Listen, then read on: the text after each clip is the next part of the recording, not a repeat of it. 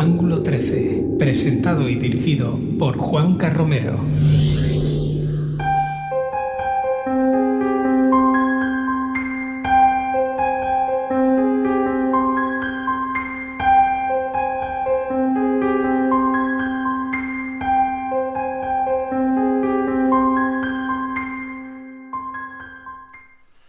Buenas noches, sé bienvenido, bienvenida al programa Ángulo 13.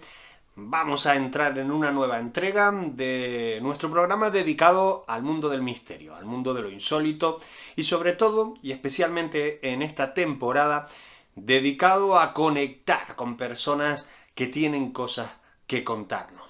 Para conocer no solo su experiencia en el ámbito de la divulgación o la investigación de lo insólito, del misterio, de la historia, la arqueología, la ciencia incluso, no solo digo desde el ámbito más, vamos a llamarlo profesional, sino también queremos conocer esa vertiente humana de estos grandes divulgadores. Gran divulgador, gran persona. Eso es lo que queremos destapar con cada entrega de nuestro Ángulo 13. En esta ocasión vamos a hacer algo diferente. Sabes que de forma recurrente organizamos una reunión de amigos, un encuentro para pasarlo bien, para charlar, como lo hacemos más o menos habitualmente en alguna cafetería o en algún bar, restaurante o en la casa de alguno, ¿no? Nos sentamos, empezamos a hablar de misterios, sabemos cómo comenzamos, pero nunca sabemos cómo acaba. Esta noche en Ángulo 13 tenemos una tertulia con un montón de grandes y buenos amigos. Eso será ahora, inmediatamente, lo que ocupará prácticamente la totalidad del tiempo de nuestra entrega de hoy. Vamos hacia adentro. Lo que logramos ver concretamente fueron una serie de luces de carácter. El hombre ante lo desconocido pues siempre tiene un cierto temor. Yo soy una de esas personas para quienes todo lo relacionado con la muerte... Habíamos visto algunas luces de estas, como se apagaron los faros, se apagó el motor y el casete dejó de funcionar. También los amigos de Ángulo 13, a partir de este momento ya pueden descargar el programa desde la página web.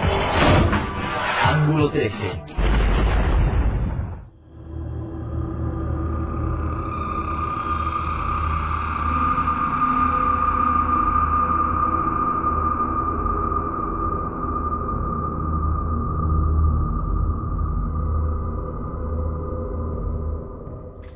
Arrancamos el Ángulo 13 de esta noche. Es evidente, yo creo que no lo puedo esconder, es lo que tiene no estar en la radio. Se ve a quien está acompañándonos esta noche. Tenemos un nutrido grupo de grandes del misterio, grandes descubridores, grandes analistas y grandes curiosos, que es lo más importante, yo creo, en estos casos. Yo, por el orden que los voy viendo, no es una cuestión de edad ni de importancia. Iván Figueiras, buenas noches. Muy buenas, Juanca. ¿Cómo estás? ¿Bien? Sí, no me puedo quejar, no me han introducido ningún palo por ningún sitio. Bueno, ahí noto yo cierto mensaje subliminal. Sí, hay una subliminalidad bien clara y bien dirigida. Alexandra Fernández, buenas noches. Buenas noches, Juanca, y buenas noches a todos los anguleros. ¿Tú tampoco has estrenado el palo? No, a mí, bueno, yo hace meses, pero nada. Negativo, así que no me han vuelto a hacer la nada. PCR, para quien no esté muy puesto en el asunto, no vayamos a pensar mal. Enrique Chazarra, buenas noches. ¿Qué tal, amigos? Muy buenas noches. Oye, un placer estar aquí en vuestro programa y sobre todo estrenarme en Zoom, que es un método que, mira que estoy todo el día en canales de YouTube y de Skype, pero el Zoom no lo había probado todavía. Bueno, pues esto de la pandemia, pospandemia y eterna pandemia que tendremos, por lo visto, nos ha enseñado cosas como, por ejemplo, estar uniendo norte-sur, Atlántico con Mediterráneo o Pacífico en algunos casos, a través de cosas como estas, ¿no? Genial. Y tenemos también con nosotros a Luis Silva. Luis, buenas noches. Pues muy buenas noches. Un placer estar aquí con vosotros, contigo, con tus compañeros de tertulia y también con tus oyentes, claro. Un placer enorme. Estaba yo ahora mirando la pantalla y de forma rápida, de forma express, intentando calcular cuántos libros juntos hay en estas imágenes que estoy viendo, ¿no? Porque aquí nadie se escapa, aquí hay un pedazo de la España del misterio escrita pues a lo largo de los años, ¿no? Podríamos sumarlos, pero no me salen los números, hay unos cuantos, ¿eh? Hombre, esta es la pequeña que tengo. Luego tengo otra que es mucho más grande. O sea que he sido un gran lector.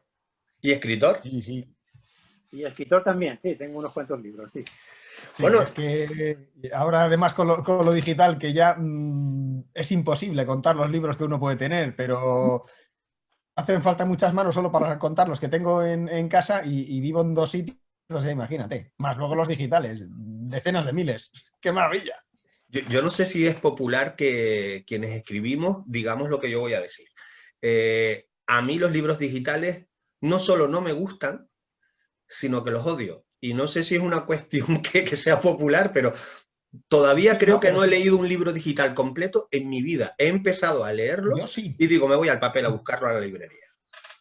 Yo sí, y ahora te voy a explicar por qué. Porque no me gustan un carajo los libros digitales. Pero yo tengo un pequeño problema. Para mí un libro es algo sagrado. Yo soy incapaz de coger un lápiz y hacer un subrayado en un libro. No puedo. O sea, hay algo que me lo impide.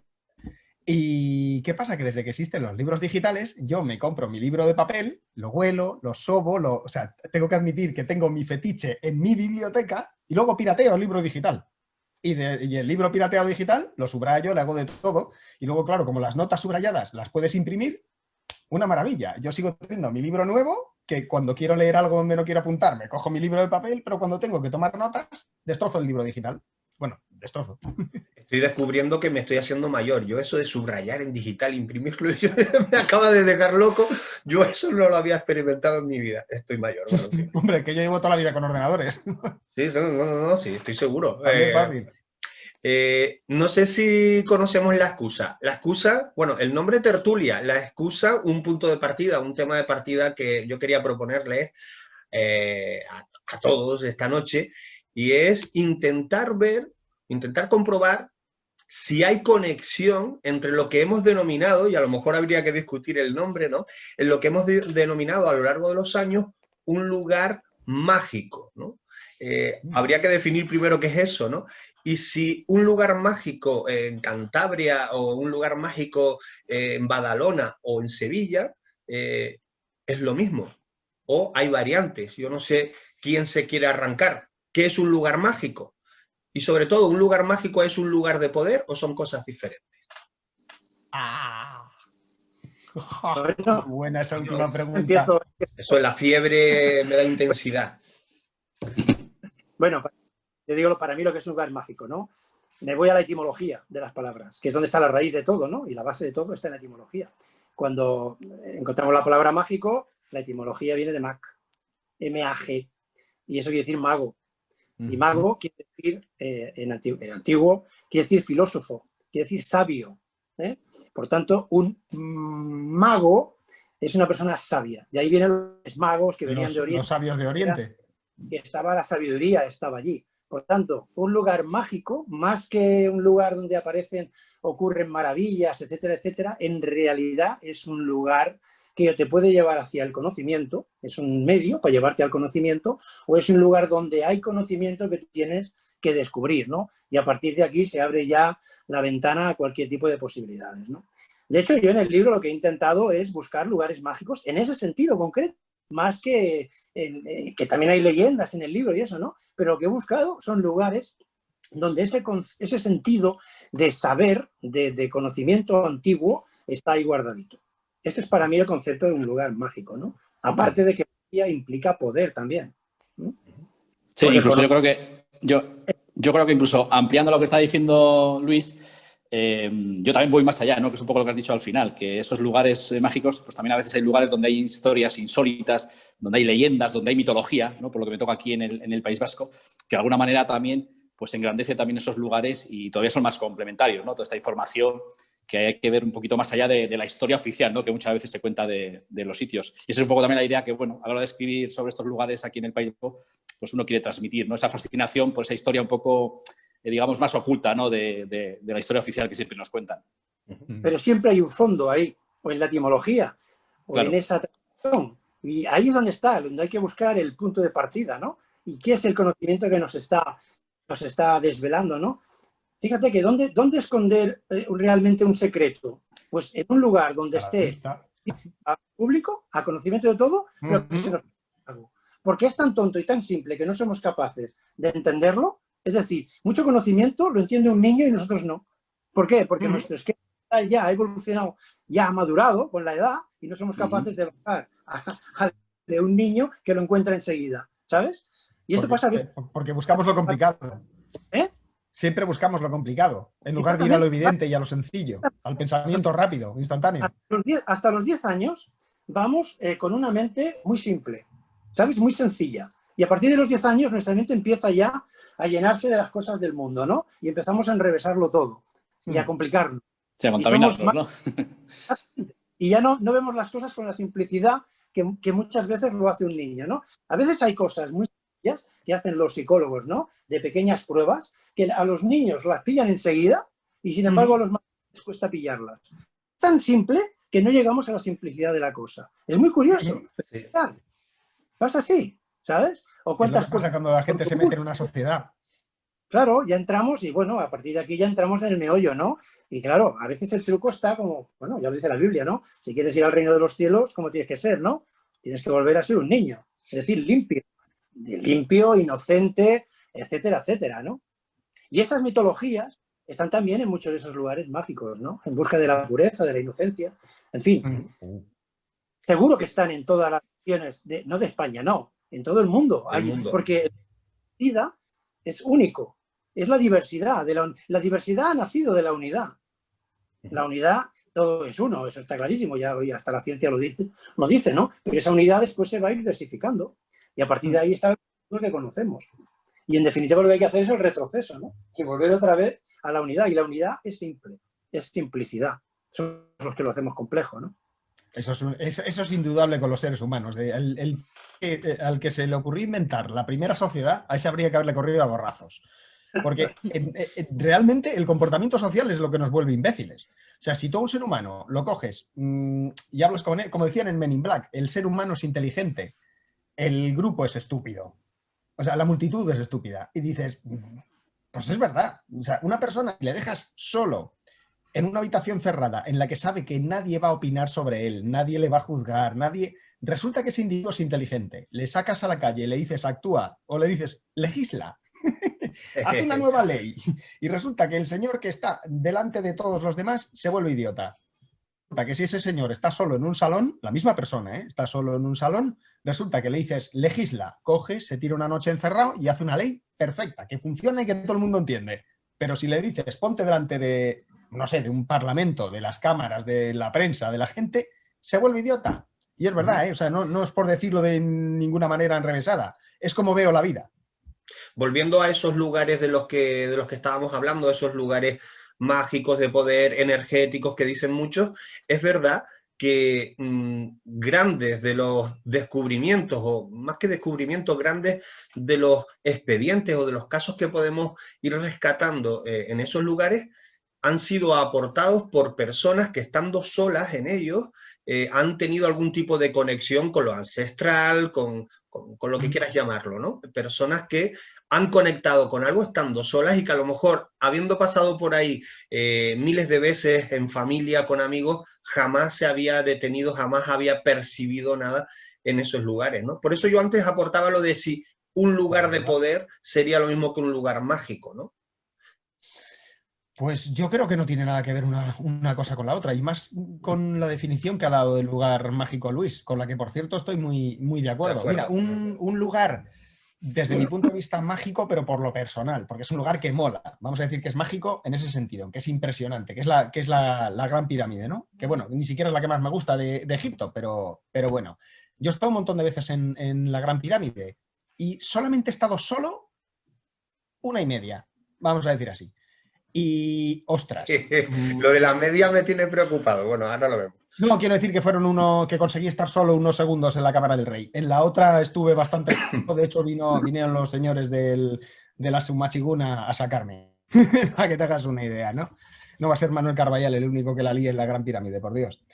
Y no, es algo increíble, porque normalmente entraban grupos, estaba muy restringido al principio, entraban grupos pequeños, a lo mejor de 25 personas o algo así, ¿no? Luego se empezó a abrir y te podía entrar un grupo de 100 personas, que claro, por muy grande que sea la pirámide, está completamente llena. Pero claro, cuando tú eres un poco perro y te escondes y se va toda esa gente, y como decía Jiménez del Oso, que esa frase se la robé, te compras la Gran Pirámide, ostras, te pone los pelos de punta. Pero los pelos de punta, o sea, estás tú solo ahí y eso mismo que me acaba de pasar ahora, o sea, se te hinchaban los pulmones continuamente, vamos, como si se te pusieran los pelos de punta.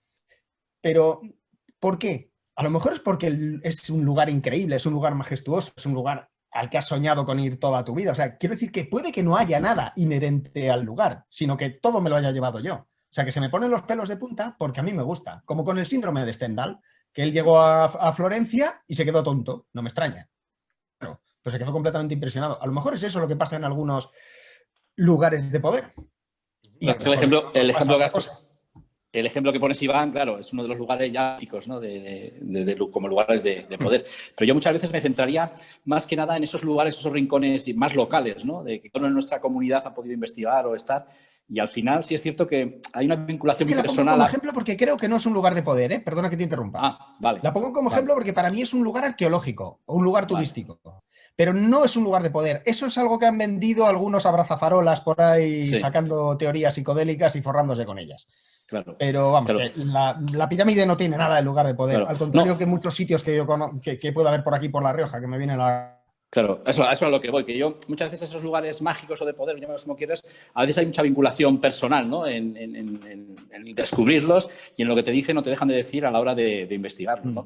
Y desde una ermita muy sencillita, medio derruida, que tiene su historia fascinante, a la pirámide que has comentado ahora, que, bueno, lo dices tú, para cada uno será lugar de poder o no, o simplemente un lugar fastuoso de la arqueología, ¿no? Eso a veces es un poco personal. Sí. No, que yo iba a decir que yo creo que un lugar de poder sí es un lugar mágico, pero no todos los lugares mágicos son lugares de poder.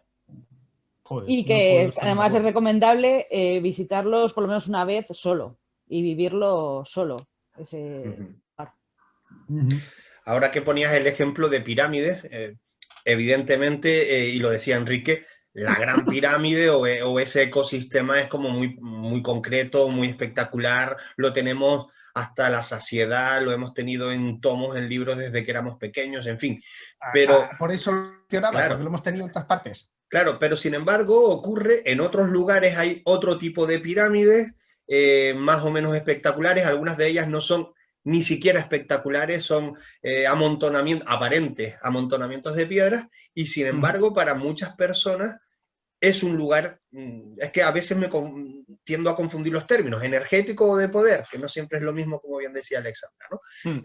Hablo pues de pirámides como podemos tener en algunas culturas latinoamericanas, pero aquí en España tenemos algunos ejemplos también de pirámides. Yo barro para casa, tenemos las pirámides de Weimar, tan discutidas y con las que yo siempre acabo peleando con los compañeros, discrepando con los compañeros, pero muchos consideramos que ese, más allá del circo, del espectáculo, del parque, en lo que lo han convertido, es un lugar mágico, o fue un lugar mágico en su momento para los antiguos pobladores, ¿no?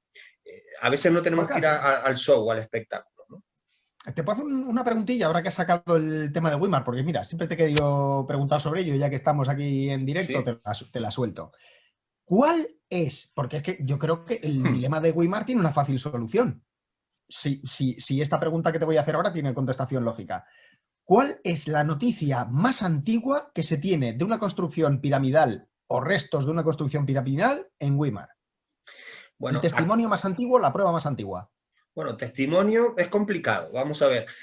Primero, siempre pensamos en las pirámides de Weimar, en la isla de Tenerife, pero Canarias tiene un enjambre importante de este tipo de construcciones, ¿vale? Llamadas majanos, ¿no? El concepto majano implicaría que se trata de un apilamiento de piedras creado por los antiguos agricultores a la hora de evacuar piedras de un terreno para hacerlo, prepararlo para el cultivo. Eso sería un majano. Pero lo cierto es que se sabe que no todas las pirámides o esos majanos tienen ese origen. Las de Weimar, concretamente, por su forma, por cómo están construidas y sobre todo por cómo están orientadas hacia la puesta de sol, coincidiendo con solsticios, etcétera, muchos discutimos que sea un majano. Yo no me imagino a un agricultor limpiando un terreno y apilando las piedras un poco más allá, con una forma exacta, unas medidas exactas por escalón. Ese agricultor o mago, como decimos aquí en Canarias, esas piedras coge y las elimina y las tira para un barranco, las tira lo más lejos posible, no las va a estar colocando. Hay un sentido, hay un porqué. Hay quien la sitúa en la época de los antiguos pobladores, de los guanches, ¿no? Pero sí es verdad que con la Universidad de La Laguna hemos topado y con algunos que quieren preservar ciertas cosas o preservar informaciones erróneas porque les conviene comercialmente, ¿no? Entonces, bueno, eso sí que lo voy a dejar pendiente, pero sí hay tres grandes teorías a cabo. Una, que son majanos, apilamientos de piedras, no la comparto. Dos, que son construcciones de los guanches con un sentido, como te decía, ciertamente esotérico. Y tres, y esta la empiezo a compartir desde hace muchos años, aquí hay un señor que coge ese terreno, se encuentra restos de aquello que los guanches crearon, él, con sus conceptos masónicos, porque lo era, reconstruyó aquello así, de aquella manera, y ese es el resultado que tenemos hoy, ¿no? Un híbrido. Yo tengo una experiencia, si queréis os cuento, que podría estar un poco relacionada. Una de las aventuras para hacer el libro de 50 lugares mágicos de Cataluña fue ir a visitar un dolmen. En el viaje se visitaron dos dólmenes y uno de ellos fue en Lérida, en la localidad de Senterada. Es un dolmen que está en lo alto de una montaña, ¿no? Hubo que caminar un buen rato, unos kilómetros, hasta llegar al dolmen, que era subir y subir y subir, ¿no? Llegamos a una explanada enorme que pisábamos algo parecido al trigo, ¿no? Eran unas hierbas doradas y era muy agradable pasear porque era suave, como ir como encima de un colchón, ¿no? Una cosa muy, muy agradable, ¿no? De pisar. Y entonces todo estaba lleno de túmulos. Todo lleno de túmulos. Allí no se ha tocado nada, no se ha hecho ninguna investigación arqueológica, ¿sabes? Entonces, todo eran montañas de piedras, ¿no? Lo que nosotros aquí, ¿no? Entonces allí tuve una visión, o sea, porque fue un viaje en plena naturaleza, un día extraordinario, y de golpe y porrazo aquello era paz, era como caminar meditando, iba acompañado también de un amigo, y de golpe y porrazo tuve como una visión de que una gente iba allí a depositar, el pueblo, en fila india, iba a depositar cada uno de ellos una piedra en ese lugar, ¿no? Y creía o pensaba que aquello era un enterramiento. Claro, yo miraba el entorno y digo, esto es precioso. Imagínate los Pirineos, grados de visión, montañas, un aire limpio, puro. Yo decía, yo si me muero, oye, pues que me entierren aquí, mirando al cielo, ¿no? O sea, aquello era espectacular. Y esa era la visión. Yo estoy convencido que aquello eran túmulos, ¿eh? Y es evidente que no, ningún campesino, allí no se trabaja nada y allí ningún campesino va a mover piedras. Allí la gente depositó las piedras. Y estoy seguro que depositó las piedras allí para enterrar a sus fallecidos. Y la ofrenda, que eso se hacía ya desde muy antiguo, era pues dejar la piedra y cubrir el cuerpo lo máximo posible con piedras, ¿no? Hay un ritual judío que es exactamente eso. Exacto, pero ¿eso de dónde viene? De atrás, seguramente. Eso tiene que tener un origen. Claro. Tiene que tener un origen. Sí, seguro. Igual que, en fin, tiene que haber un origen. Igual que hay pirámides en todo el mundo. Entonces hay pirámides en todo el mundo. ¿Dónde está la primera? ¿Y quién se copió? ¿Y cómo era el mundo entonces para hacer esos viajes tan largos para que haya pirámides en las 4 esquinas del mundo, ¿no? Hombre, entonces, también es que una pirámide es muy fácil de construir. De hecho, es lo más fácil de construir. Es una figura geométrica muy... que la tengo muy inconsciente, ¿no? Colectivo. Es lo más fácil. Tú tienes piedras y empiezas a tirar una contra otra. Se tienden a amontonar en forma de pirámide. Para hacer una casa las tienes que poner con cuidadito. Claro, pero ¿qué nos lleva a que siga eso evolucionando? Y hay un momento donde las pirámides tienen una medida exacta, tienen las escalonadas, unos escalones con unas medidas, unas proporciones exactas o muy parecidas. Ahí hay un salto importante. Mucho investigador zuelo de tiempos anteriores que se dedicó a mentir.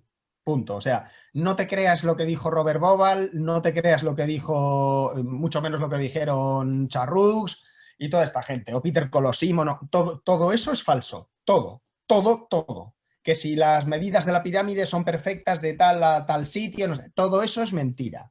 Que si tal o cual agujero que tiene la pirámide tiene unas marcas de unas brocas, mentira. Y con todo eso que hoy, que si hay pelos dentro de las piedras de la pirámide, mentira. Que si hay unos análisis que reblandecieron la piedra, mentira. Y así podríamos seguir. O sea, todo lo que hay escrito antes del año 1980 del misterio, con 3 o 4 excepciones, es todo mentira. Pero además mentira voluntaria, ¿eh? O sea, y gran parte de queríamos. Y cuando se habla de maravillosas coincidencias de números, no he conocido jamás un caso de un libro de divulgación o de incluso de investigación aparente. Quiero decir, ahora mismo estoy pensando en Robert Bauval, que es un ingeniero cojonudo, pero supuestamente todo aquello que investigaba, todos esos cálculos matemáticos que hacía, cuando de repente los coge un matemático cualquiera, una persona con conocimientos de matemáticas de COU, que son los míos, pues haces, anda, si no funciona. Si dicen, es que la forma que hacen las pirámides de Orión, tú coges tu cámara de fotos, sacas una foto a Orión, sacas el cinturón de Orión, lo pones, lo montas con Photoshop, coges tu foto de las pirámides que has comprado en Egipto además, que queda muy bonito, y la montas con Orión y dices, no coincide, pero vamos, ni por asomo. Te coges un programa de astronomía, lo modificas, que sea 10.000 años no sé qué, que son las fechas y demás que te dicen, y dices, ¿qué estoy haciendo? Pero si hace 10.000 años el cielo era el mismo que hoy en día. Porque en 10.000 años prácticamente no ha cambiado nada. Dices, ¿qué bobadas estoy haciendo? O sea, me estoy engañando a mí mismo porque he leído un libro de un abrazafarolas que me está mintiendo. Y eso es lo que ocurre cuando se dedican esas maravillas, que no son tales, que son una persona que cogió un grano de arena, hizo una bola de nieve gigantesca. Estamos tongando entonces al personal cuando escribimos un libro basándonos en esas otras escrituras o en esos otros testimonios, en esos otros aportes. No estamos siendo... Si tomas un libro de Peter Colosimo o de von Däniken, de Erich von Däniken, por ejemplo, o de un autor similar, de JJ Benítez, pues automáticamente tú estás mintiendo. Claro que estás mintiendo. Estás mintiendo por desconocimiento, pero estás faltando a la verdad. ¿Por qué? Porque no estás yendo a una fuente primaria, corrijo. Tú estás yendo a una fuente literaria, pero cuando digo literaria no me refiero a un libro de ensayo, me refiero a literaria de literatura creativa. Ese es el problema. En este punto vamos a hacer una pequeña pausa porque oigo la puerta. Creo que es Carlos Ollés que nos está tocando y a la vuelta ya con él vamos a irle dando vuelta en este minutito de pausa. ¿Qué lugar mágico, vamos a utilizar ese término si me lo permiten, qué lugar mágico es inevitable seguir visitando para ustedes como investigadores, como almas curiosas? ¿Vale? Volvemos enseguida, en un minutito. Nosotros lo que logramos ver concretamente fueron, una serie de luces de carácter... El hombre ante lo desconocido pues siempre tiene un cierto temor. Yo soy una de esas personas para quienes todo lo relacionado con la muerte... Habíamos visto algunas luces de estas, como se apagaron los faros, se apagó el motor y el cassette dejó de funcionar. También los amigos de Ángulo 13, a partir de este momento ya pueden descargar el programa desde la página web. Ángulo 13.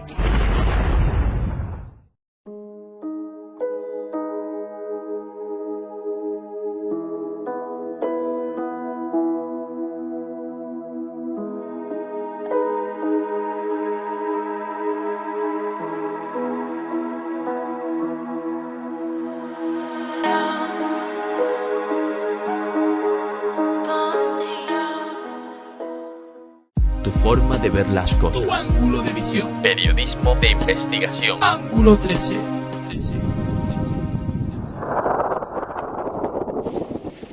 Bueno, continuamos aquí en Ángulo 13, donde caben 5, caben 6. Mi madre lo decía, donde comen 5, comen 6, ¿no? Y al final éramos 11 o 12 a veces en la mesa y ya la cara de preocupación de mi madre se hacía evidente porque ya no eran 5 ni 6. Carlos Ollés, buenas noches. Buenas noches a todos. Yo te puedo decir que tengo muy buena gana, ¿eh? O sea que donde comen 5 igual no comen 6. Pero te iba a decir que como nos pongas a Carlos y a mí en la misma mesa no comen más que 2. Bueno, yo he comido ya en la misma mesa que Carlos y tú. No, comiste como comíamos nosotros, ¿no? Bueno, no me fijé, yo estaba disfrutando aquellos manjares y no me fijé, pero bueno, en fin, que hemos compartido mesa. Hablábamos de lugares mágicos, de lugares donde ese punto de atracción, el misterio, la curiosidad de la gente, pues los convierte en lugares de convocatoria muchas veces, ¿no? Y preguntábamos antes de la pausa, ¿qué lugar de esos lugares mágicos, aquí hay muchos 50 lugares mágicos incluidos en esta pantalla, ¿verdad? ¿Qué lugares mágicos hemos visitado, recomendaríamos visitar incluso, pero que nosotros como investigadores o divulgadores, escritores, no podemos dejar de acudir a ellos? Ah, ya. Uf, me ha costado una hora pensarlo. Casi una hora me costó a mí formular el planteamiento. Bueno, ¿te arrancas, Alexandra? Pues yo recomendaría Contrevia Lucade, la ciudad celtibérica, que la verdad, bueno, se conoce Numancia, pero Contrevia Lucade se desconoce bastante y es un sitio que, pues eso, por el valor arqueológico y lugar mágico que es, hay que visitar. Y quiero decir un segundo, aunque nos has preguntado por uno, pero sería San Millán de la Cogolla, con el monasterio de Suso y Yuso. Estoy totalmente de acuerdo contigo. Es decir, yo estoy por llevar hábitos para poder meterme ahí, en ese club, ¿no? Es un lugar muy interesante, muy potente, que también he podido visitar. Yo imagino que prácticamente todos o casi todos lo han hecho, ¿no? Detrás de esos muros hay algo, ¿no? Y no son solo frailes. Sí. Monasterio de Suso, uff. Sí. Yo cada vez que lo veo, y la suerte que tengo que lo tenemos aquí al lado. Pero es un lugar increíble. Más que el de Yuso, incluso, ¿no? Por lo que representa, ¿no? A mí es que me gusta el chiquitín. O sea, sí, desde también. La primera vez que fui ya hace un montón de tiempo, o sea, que Yuso lo miras, es algo impresionante, ¿no? Y el patrimonio que hay ahí dentro, es que no tiene nombre el patrimonio que hay ahí. Para mí es lo más valioso de la humanidad, los libros más antiguos que existen. Pero Suso, el chiquitín, desde la primera vez, o sea, fue entrar, se me pusieron los pelos de punta, o sea, de coger y decir, estoy pisando un sitio diferente. Yo creo que es la primera vez en mi vida que tuve la conciencia digo, ahora entiendo lo que dice Juan Ignacio Cuesta cuando habla de los lugares de poder. Digo, a lo mejor se refiere a esto, a que tú estás viendo un edificio y de repente entras dentro de él y así. O sea, esa fue la reacción. Y desde entonces, claro, le tengo un cariño alucinante.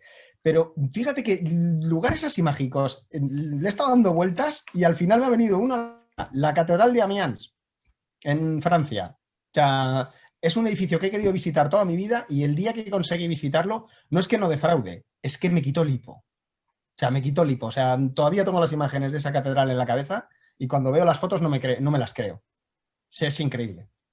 Pero por lo espectacular de la construcción, porque te aporta sensaciones. La suma de todo.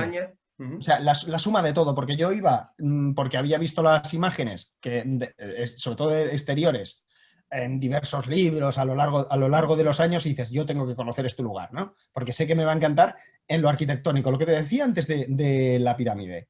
Y cuando entras dentro, yo me olvidé, o sea, con mi Asperger y mi frialdad y lo típico habitual, te juro que se me olvidó la arquitectura, se me olvidó la piedra, se me olvidó todo. O sea, fue algo raro, algo físico, algo parecido a lo que te cuenta la gente que yo les miro como, pues si te ha pasado eso, te habrá pasado a ti. Porque a mí esas cosas nunca me pasan, justo lo contrario, ¿no? Y me pasó en ese lugar. La única vez que me ha ocurrido.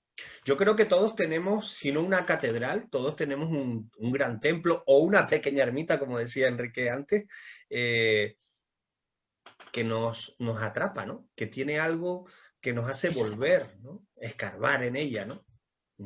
A mí en la Catedral de Logroño, yo creo que esto lo he dicho en algún programa, yo tengo un problema con la catedral, que igual lo apropiado es decir con catedral, a mí me gusta decir Catedral de Logroño. Yo tengo un problema y es que no la puedo visitar, algo me pasa, y mira que he entrado a sitios un poquito raros, ¿no? O muy raros, pero la Catedral de Logroño es entrar, se me aprieta el cuerpo por dentro y hay algo que me dice que no puedo estar ahí dentro. Una sensación, me oprime, no lo sé. Posesión, síntoma de posesión, está claro. No digas eso, que en casa la noche me ponen a dormir en la calle. No, es una sensación que no me ha ocurrido en ninguna otra catedral, ¿no? cualquiera de ellas que se te pueda ocurrir en la península, que muchas de ellas ya yo la he podido visitar, pero la de Logroño, la concatedral, tiene algo extraño, ¿no? La última vez entré con... Te ha pasado varias veces, además, ¿no? Sí, ¿no? Me ha pasado... a ver, he intentado entrar 4 o 5 veces en esa catedral. La última conseguí avanzar un poco más con Óscar, porque además en ese momento ni siquiera estaba vacía, había una medio misa y tampoco, o sea, ni con gente. No sé qué ocurre, o soy yo que estoy medio, en fin, pues eso, poseído, ¿no? Endemoniado. Bueno, ¿quién nos lleva a otro lugar? Mira, pues ya que me has comentado a mí antes con lo de las ergueñas, hay un lugar en Vizcaya, en Marquina, la localidad vizcaína de Marquina, es una pequeña ermita que está a las afueras del pueblo que se llama San Miguel de Rechinaga.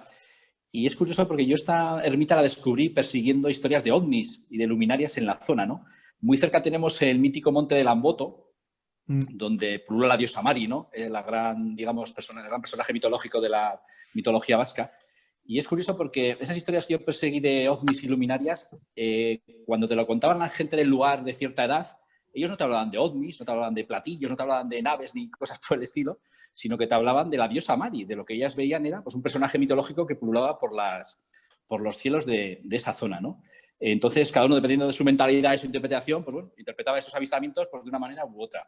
Y como os digo, persiguiendo esas historias, entrevistando a la gente allí del lugar, me hablaron de una ermita de San Miguel de Rechinaga, que, bueno, la ves por fuera y es una ermita pequeñita, está siempre abierta al público, cosa que no suele ser muy habitual en temas de templos y de parroquias.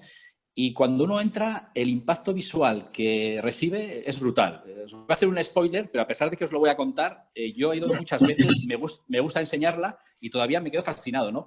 En el interior de esta ermita tenemos 3 rocas gigantescas a modo de monumento megalítico, bajo el cual hay una capilla natural donde está la advocación del santo, ¿no? de San Miguel. Entonces, uno entra por la pequeña puerta y de repente ve aquello y dice, pero bueno, ¿esto qué es? Y de alguna manera se ha dicho de todo, que si son monumentos megalíticos, una estructura que así lo confirme, que si es restos de un meteorito, algo muy habitual que siempre se dice en este tipo de emplazamientos. Por eso. Y al final la explicación más sencilla, bueno, los digamos, geólogos y los investigadores de la zona han concretado que estas 3 rocas gigantescas pues forman parte un poco del tipo de roca y del tipo de geología que hay en la zona, ¿no? Y rebuscando un poco en el pasado de esta ermita y en las tradiciones de la zona, pues hay una vinculación muy grande con el tema del agua, ¿no? Con la fertilidad, con ritos paganos relacionados con el agua. Y la pena es que es una ermita que sufrió un incendio en 1700 y pico y no hay mucha documentación.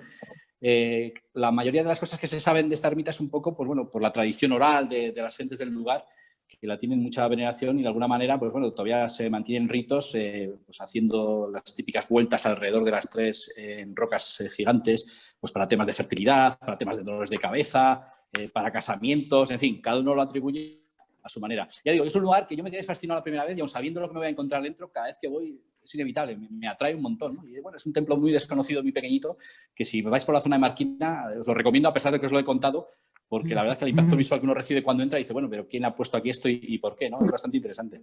Pero es porque no te has fijado en las marcas de cantero. Ahí está claro quién lo ha hecho. Pone Obelix en pequeño, pero pone Obelix.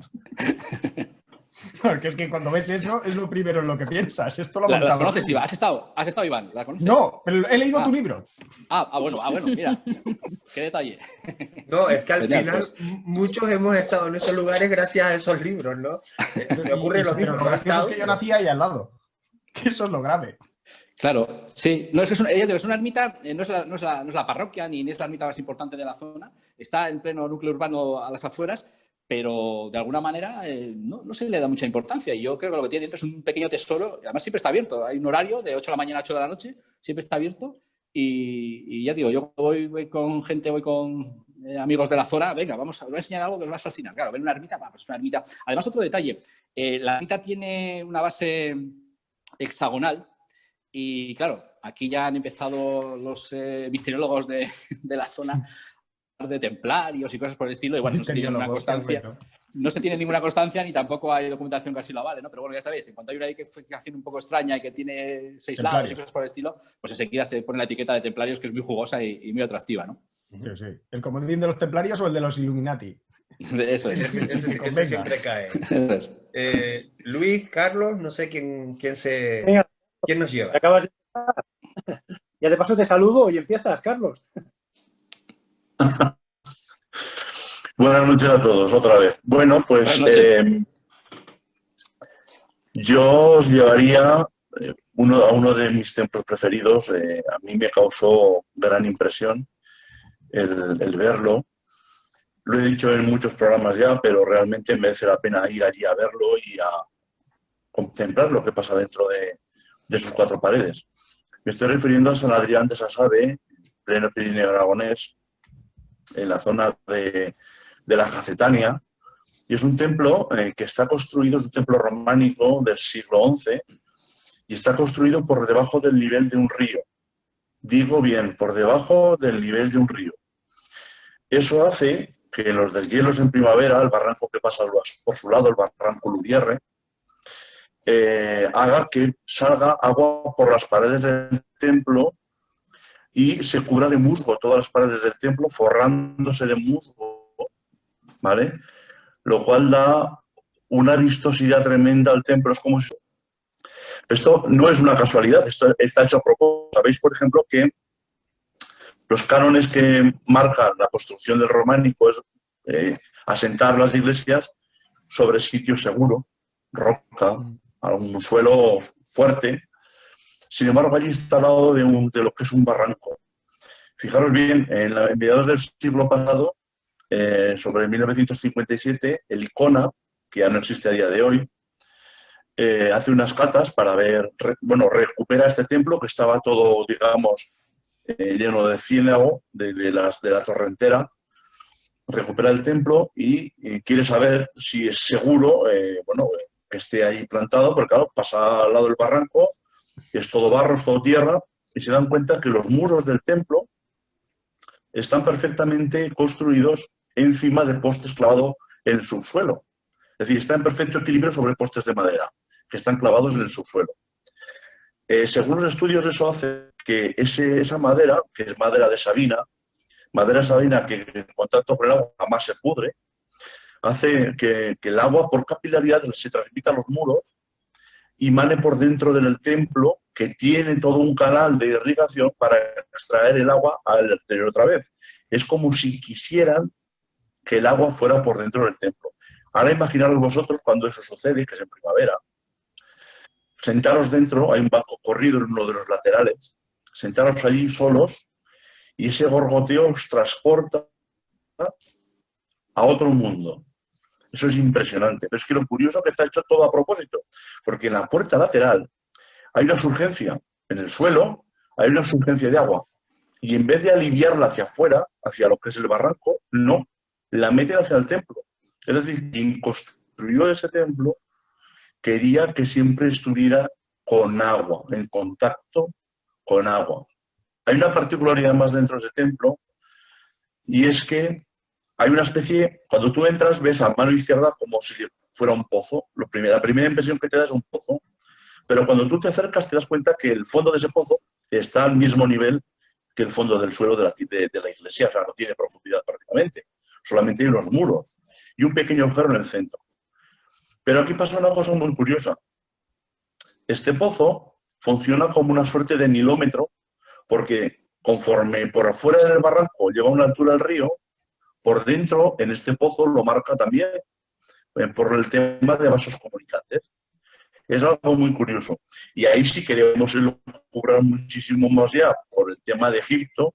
Digo lucubrar, aunque habría mucho que investigar. Aquí hubieron enterrados 3 obispos: Ferriolo, Fortunio y Atón Oriol. ¿Os suena el nombre de Atón, verdad? Atón. Es un nombre egipcio. ¿No? Bueno, pues no es el único sitio de Aragón que hay obispos con nombre de Atón, ¿de acuerdo? En otros poblaciones no me acuerdo bien el nombre, luego sí me acuerdo. Pero no deja de ser curioso que este templo, ungido por el agua, que de alguna forma hace que crezca musgo por las paredes, que se cree que era la iglesia, que era de los trabajadores del convento que había allí, que ahora no existe, porque de alguna forma, por la altura que salía el musgo en el muro de interior de la iglesia, se pedía el diezmo correspondiente a las riquezas que se iban a generar ese año a los que llevaban, a la gente que llevaba las tierras del monasterio. Y así los monjes no se veían en la tesitura de pedir a la gente que les llevaba las tierras la parte proporcional de las ganancias que les tenían que dar. La gente, como iba todos los días a oír misa allí, simplemente con ver a la altura que salía el musgo, ya sabía la proporción que tenía que entregar ese año de grano o de riqueza de la tierra, la que fuese, ¿de acuerdo? El monasterio no existe, se perdió. Es decir, la gente que allí vivía, cuando por alguna cuestión los monjes abandonaron, yo entiendo que fue por las constantes incursiones moriscas que había en la zona del Pirineo, abandonaron ese cenobio y la gente, los trabajadores lo que hicieron fue, con las piedras manufacturadas del cenobio, construir la población de Borao, que está muy cerquita a esta ermita, ¿de acuerdo? Bueno, que no es ermita, se le llama ermita, pero es toda una iglesia románica, ¿de acuerdo? Y el cenobio desapareció dejando solamente este templo, digamos, de alguna forma, como ermita de la población de Borao. Yo os invito a que vayáis a verlo, sobre todo en primavera, porque eso es para verlo. Eso es para verlo. Dependiendo del año que haga, si hay muchísima nieve, y este año hay mucha nieve, la altura de lo que es el musgo subirá mucho y se verá prácticamente forrada toda la iglesia de musgo. Es precioso, tenéis que verlo. Qué bonito. Porque los diezmos serán generosos entonces, ¿no? Con tanto musgo. Sí, yo creo que con tanto musgo, digamos que los agricultores se asustarían bastante, ¿eh? No es por nada. Todo teniendo que adelantarlo. Con la iglesia hemos topado, amigo Sancho. Sí. Luis nos lleva ahora a otro lugar. Mira, yo te pediría una dispensa, seré breve, pero te pediría que me dejaras explicar tres, porque son los tres primeros que me han venido. Seré breve. El primero es el dolmen de Prullans. Un dolmen, todo el mundo sabe lo que es, y Prullans es una localidad de Lérida. Llegar al dolmen fue una aventura, es decir, montaña, y más para el que no está acostumbrado a caminar. Casi iba acompañado de un buen amigo, de Cristóbal, y casi ya nos retirábamos y dábamos media vuelta porque se nos pasaba el tiempo.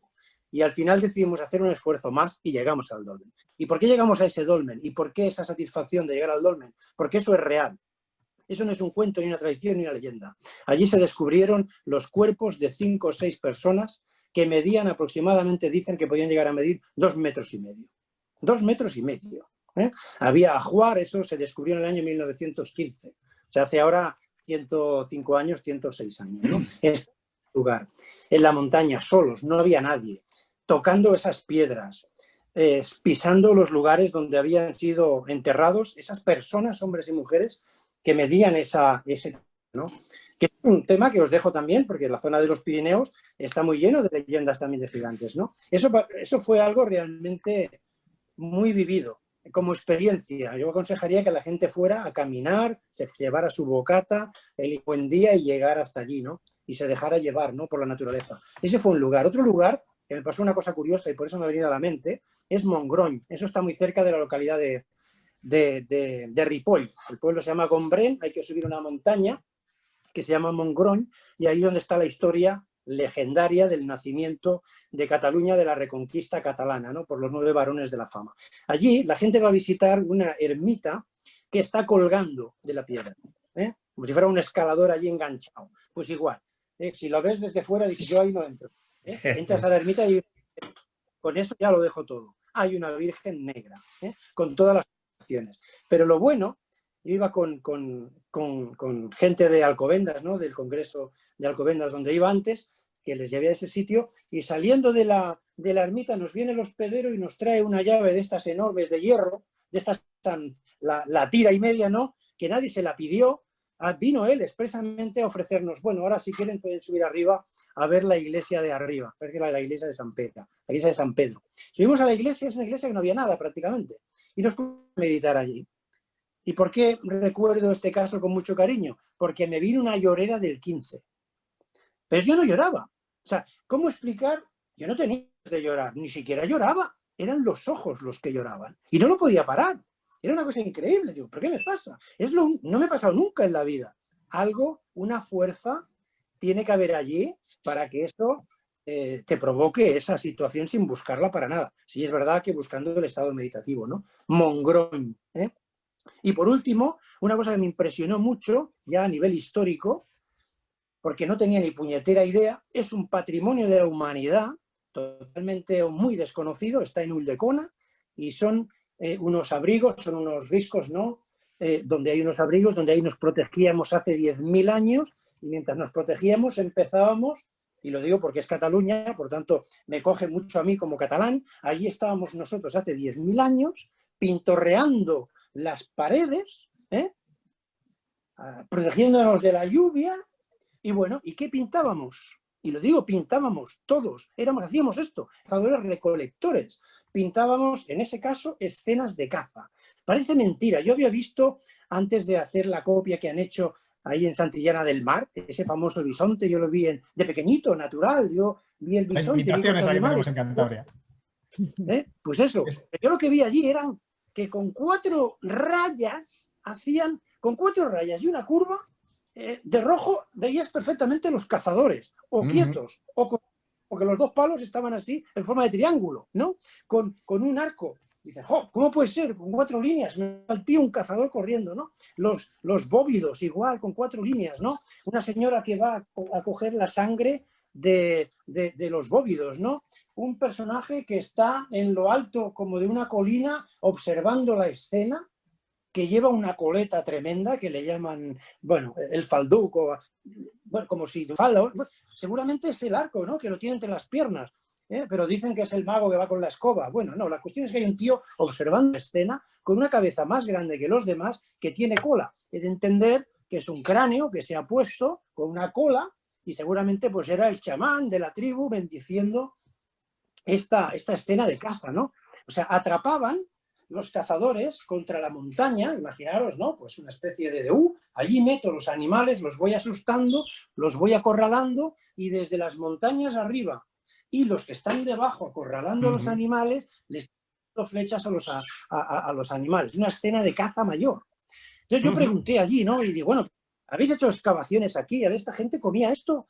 No, aquí lo que hemos encontrado excavando es pues aves, huesos de aves, o sea, que comían pollos, ¿no? Palomas, yo qué sé, lo que pillaran por ahí, caracoles, también había restos de caracoles, esa era su comida, pero luego la escena de caza era algo que ya era sagrado, porque ya iban a cazar algo que no era un conejo, también había huesos de conejo, también cogían conejos, seguramente hacían sus trampas, ¿no? Nosotros vivíamos así, éramos cazadores, recolectores, íbamos pasando de lugar en lugar, íbamos haciendo transhumancia, como hacían los animales, seguíamos a los animales, porque si no los seguíamos quedábamos sin comidas, sabíamos perfectamente dónde estaban determinados frutos, determinados árboles que nos iban dando de comer, y eso me enseñó 4 imágenes, me enseñaron la historia de hace 10.000 años de cómo éramos, ¿no? Y le tengo un cariño espectacular, y primero, porque es patrimonio de la humanidad que prácticamente nadie conoce, ¿no? Bueno, he prometido ser breve, he explicado 3 casos y yo creo que he sido breve, ¿no? Es que los explicaría todos, porque todos son ¿no? O sea, yo fui a descubrir Cataluña. Cuando me propuso Carlos, que está aquí, le doy las gracias nuevamente, a hacer el libro, joder, hay 37 lugares que yo desconocía totalmente y he buscado alquimia, bueno, he buscado tradiciones, leyendas, historia, es decir, he buscado todo un conjunto de saber impresionante, ¿no? Por eso todo es magia, en definitivo, ¿no? Porque todo lo que te lleva a descubrir lo que éramos antes, por ejemplo, es pura magia. Bueno, me falto yo. A ver a qué lugar los llevo. Claro, Canarias tiene la peculiaridad de que al estar fragmentada, ¿no? 8 islas que son ahora, bueno, siempre las hemos sido oficialmente, ahora somos 8. Se me hace un poco complicado. Estaba intentando llevarles a un sitio concreto y al final voy a pecar de llevarlos a donde siempre llevo a los buenos amigos, que es al Barranco de Badajoz en Tenerife, ¿no? Pero bueno, podríamos ir, pues, se me ocurre a donde estuvo la Casa del Alma de Tacán, del primer expediente X de Canarias, o a Galdar, esos avistamientos ovnis en la década de los 70.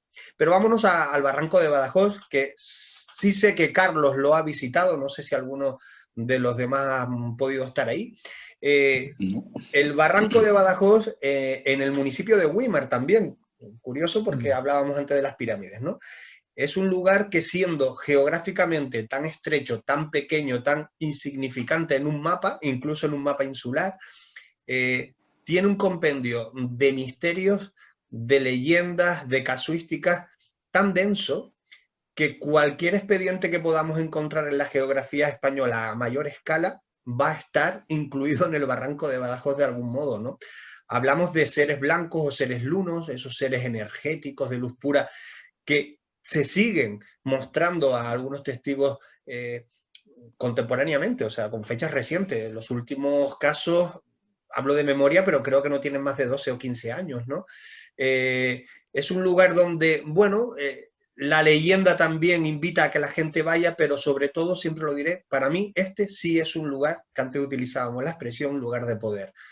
Ahí convergen los antiguos pobladores, los guanches lo tenían como lugar de pastoreo. Tenemos un gran enigma en ese lugar, como es la cueva del Cañizo, que es una cueva que está en un desnivel hoy en día realmente inaccesible, salvo con dron, ¿no? Que ya lo hemos hecho, y tiene lo curioso que tiene es que en la parte superior de esa cueva hay un entramado de varas, no son cañas, pero bueno, unas varas, que siempre han creado duda, ¿no? ¿Quién puso eso ahí? Se sabe que no son raíces, se sabe que fue colocado intencionadamente, y se ha especulado si tenía que ver con los guanches, con algún tipo de reto aborigen, etcétera, ¿no?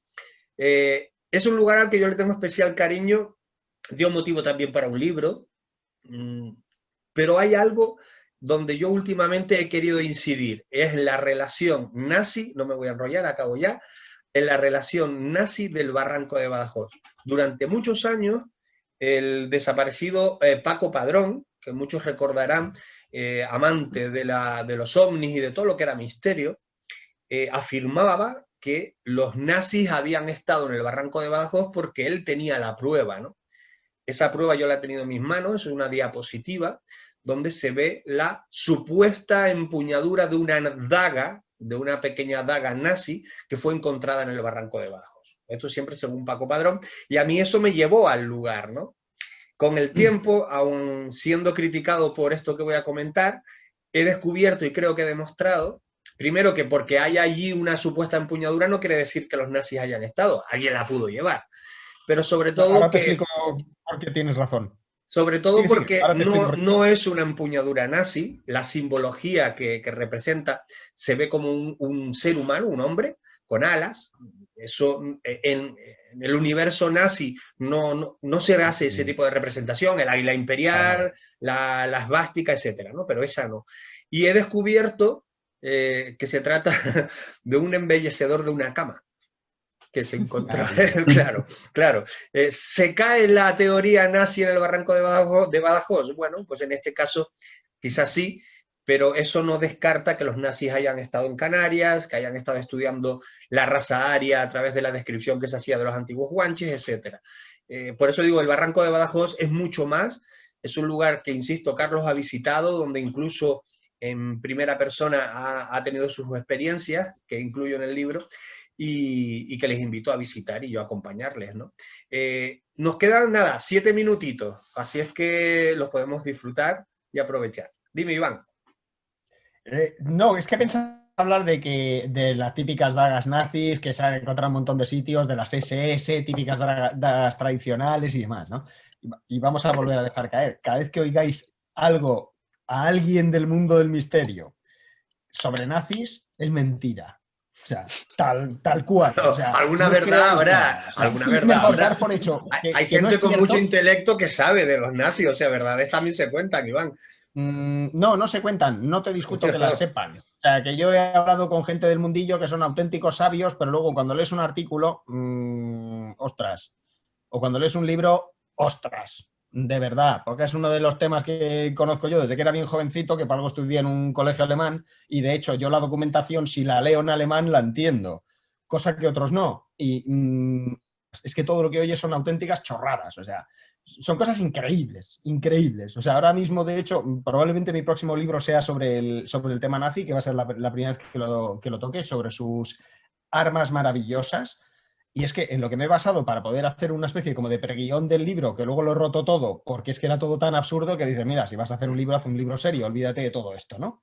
y lo cogí leyendo artículos y libros de otras personas, de a ver qué es lo que se guisaba, ¿no? A ver de qué se hablaba en eso. Y madre de Dios, que si el martillo de Thor, que si intentando crear armas tirando rayos desde el espacio y demás. Ojo, 1939 al 45, tirando rayos desde el espacio.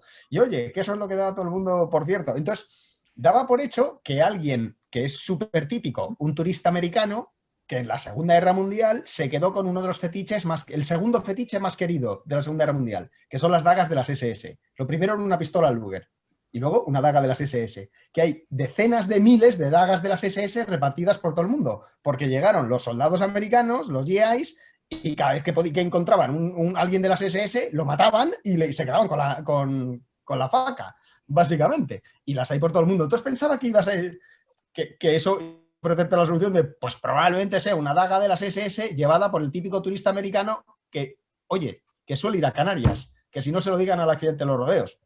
Pero los americanos suelen ir de turistas a Canarias. Bueno, pero con el accidente de los rodeos no te metas porque estás ahí tocando con...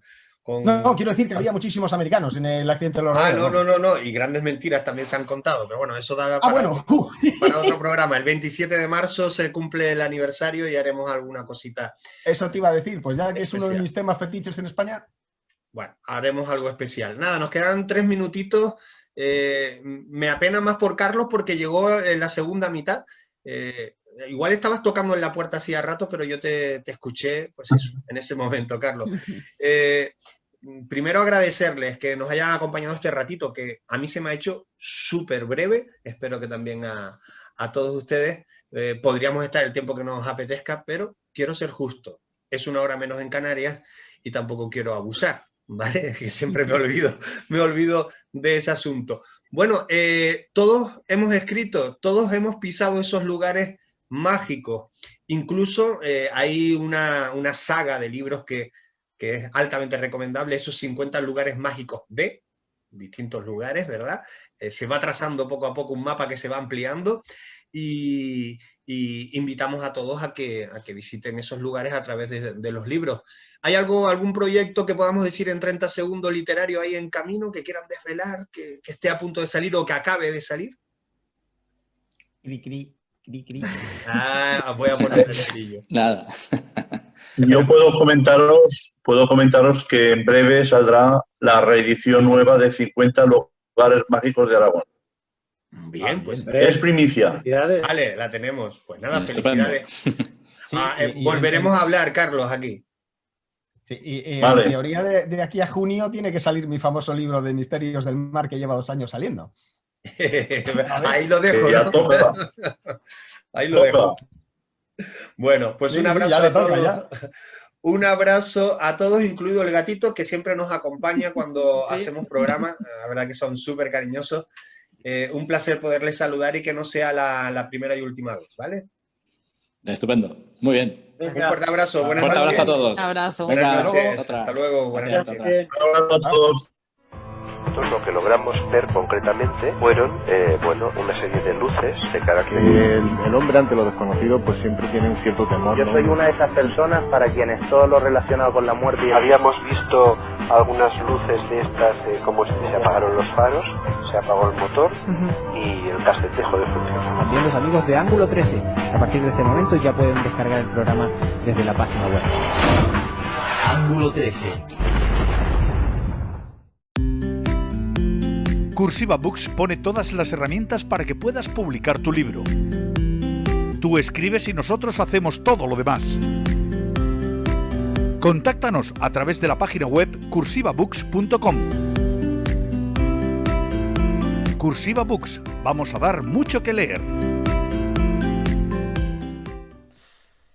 Como hemos comprobado, el tiempo siempre es poco cuando nos juntamos los amigos a charlar de estos temas que tanto nos apasionan. Además, en el chat del estreno del programa, en el chat que tenemos en el canal, en YouTube, pues se ha ido moviendo inquietudes, comentarios, opiniones.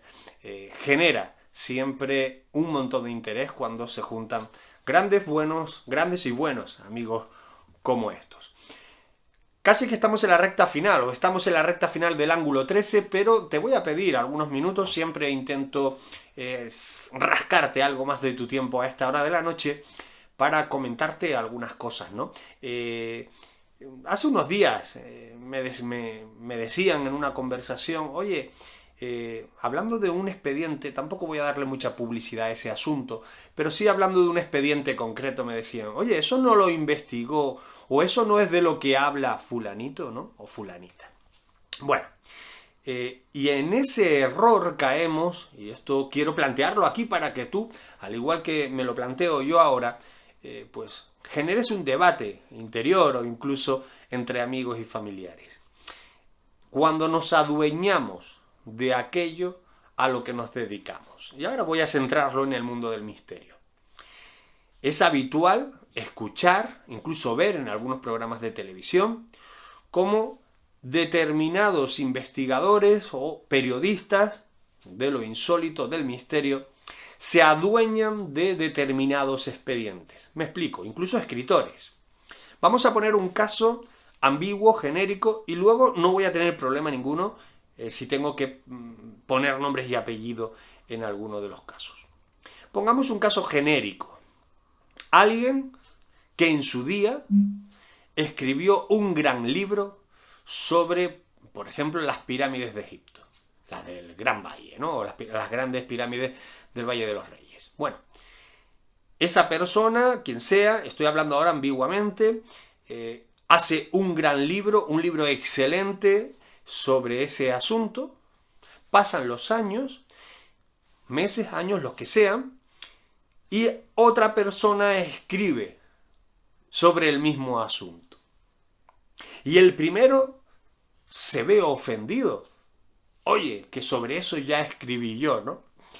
Bueno, pues esto que parece una tontería, una estupidez, prácticamente parece reacciones infantiles, ¿verdad? Esto ocurre realmente. El grupo de los ofendidos, ¿no? Que siempre está presente. Oye, mira tú copiándome, ¿no?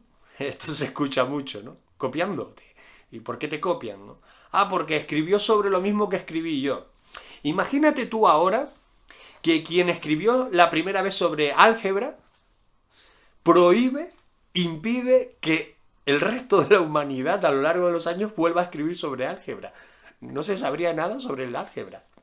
O quien redactó el primer texto de cómo construir, o los primeros diseños de cómo construir un acueducto, prohíbe que quien vuelva a construir o vuelva a diseñar un acueducto lo haga. Pues jamás mejoraría, ¿no? El grupo de los ofendidos, el club de los ofendidos. De estos hay muchos, ¿no? Aquí en Canarias, esto lo he vivido yo en primeras carnes, ¿no?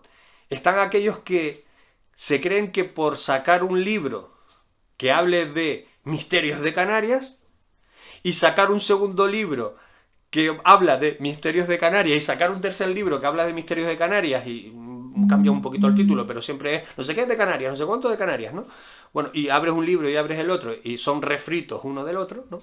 Esto se da. Sacan a sus hordas a la calle, ¿verdad? Activa a la mafia del misterio, ¿no? A los alquimistas de la mentira, que digo yo, ¿no? Al cártel de lo insólito, lo saca para machacar a quienes tenemos cosas que contar sobre Canarias o el mundo, ¿no? Para mí sería un orgullo, fíjate que lo digo abiertamente, que siendo el autor del primer monográfico sobre la tragedia aérea de los rodeos, la mayor tragedia aérea de la historia, siendo yo el autor de esa obra, para mí sería un orgullo que alguien venga detrás, de hecho algunas cositas se han escrito, y que lo complementen. Hombre, lo justo sería citar fuentes cuando hay que citarlas. Para mí sería un orgullo que siendo yo el autor del primer y único monográfico dedicado al lugar de poder más importante de Canarias, que es el Barranco de Badajoz, alguien escribiese un libro sobre el Barranco de Badajoz y aportase cosas nuevas. A mí eso no solo me supondría un honor, un orgullo, sino que además activaría mi curiosidad y mi interés por seguir evolucionando en ese expediente. Pero no siempre ocurre, ¿no? Oye, que yo escribí sobre... ¿Cómo te atreves? Estos son los caciques del misterio. Estos son los terratenientes del misterio. Estas son las lagartijas culeras que creen que tienen un coto de casa, una zona privada para desarrollar su ego, para involucionar en ellos mismos. Aquí entran aquellos que, sacando la lengua perfiladamente, me pelotean. Los aplaudidores, los pantojeros del misterio. Estos existen. Y no solo es una actitud errónea, sino que además es dañina, cancerígena. Perjudica a quienes se dedican a lo mismo, insisto, escritores, periodistas, investigadores, pero especialmente perjudica a quien recibe la información. Porque un lector que accede a un libro sesgado, que además su autor impide que otros escriban sobre lo mismo, bueno, impide, le ponen piedras en el camino y varitas en la línea de flotación, ¿no? Impedir no puedes, ¿no? Pues el lector se va a ver perjudicado, va a ver capada su capacidad de información. ¿Y quiénes tienen la solución? La tenemos todos. Los escritores que permiten eso, entre los que no me incluyo. A mí nadie me va a tener que decir jamás sobre lo que tengo que escribir. Incluso cuando una editorial me dice, escribe sobre este tema, no me va a decir cómo tengo que enfocar el tema. Te pueden sugerir una propuesta, oye, que queremos editarte un libro, pero jamás nadie me va a decir cómo tengo que escribir y sobre lo que tengo que escribir. Porque además soy de los que pienso que cuando uno se pone a escribir sobre algo que otros han escrito, es porque tienes la capacidad de ofrecer un nuevo campo de visión, una nueva forma de plantear la temática o incluir datos novedosos, datos actualizados. No solo los escritores, los periodistas, los comunicadores tenemos una obligación que va a misa y que nos olvidamos constantemente de ella, y es la obligación de informar, sin tonterías, sin limitaciones, sin escuchar, me reitero, a los mafiosos, a los miembros del cártel del misterio, que no solo lo hay en Canarias, aunque en Canarias no solo se ven, sino que además huelen, sino que los hay en otras regiones y en otros lugares del mundo, no solo en España. Nuestra responsabilidad es denunciarlo, decir que existen, sin acritud, aunque mi tono a veces pueda parecerlo. No hay acritud, simplemente pasión por lo que hago y convencimiento por lo que digo. Simplemente, te pedí unos minutos y te he quitado por lo menos 10. Me voy a callar, pero sí me gustaría que te quedara eso ahí. ¿Quiénes son, vamos a decir, quiénes están licitados para impedir que otra persona haga lo que quiera hacer? Ninguno de nosotros tenemos esa potestad. El individuo tiene la fortuna de poder disfrutar su propia libertad. Por mucho que alguien te la pueda coartar, hay algo que nadie puede caparte, que nadie puede robarte, que nadie puede secuestrar, que nadie puede deteriorar, y es tu libertad individual. Así es que, permíteme, y no soy de dar consejos, no lo consideres como tal. Si tienes algo que te entusiasma, si hay algo dentro de ti que te llama, te atrae a hacerlo, hazlo. No te plantees si alguien lo ha hecho antes. No te plantees qué dirán de mí. No te plantees si va a tener éxito o no. Plantéate que a ti te va a llenar como persona y va a cubrir esa libertad individual que, insisto, tenemos todos. Bueno, que este Parlamento se me ha alargado. Hasta aquí el programa Ángulo 13 de esta semana. Yo espero que lo hayas disfrutado. Hemos tenido esa tertulia interesantísima con esos lugares mágicos, esos lugares dignos de visitar. Nosotros la próxima semana tendremos más. La cosa, te puedo adelantar, va a ir de piedras. Bueno, no digo más. Nos encontramos en 7 días. Recibe un abrazo.